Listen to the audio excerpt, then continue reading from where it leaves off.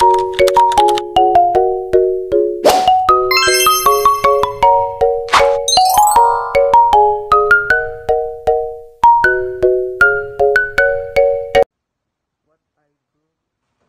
who someone you really admire.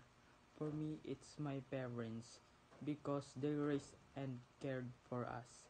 I'd admire them because they raised us right and taught us right from wrong, and they gave us everything even when they were struggling. Even thought they were tried, they still work, and in times of need, they would still give us what we needed. Even thought they had nothing left, I admire them, and there is nothing greater than their kindness and love for us. They also serve as my inspiration to work hard in school and in life because I want to return all their sacrifice to them.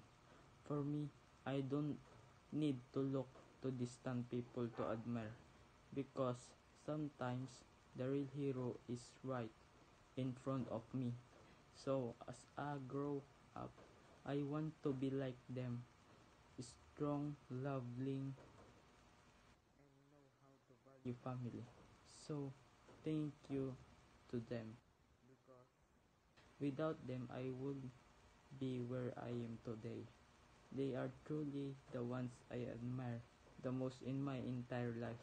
And that's all. Thank you.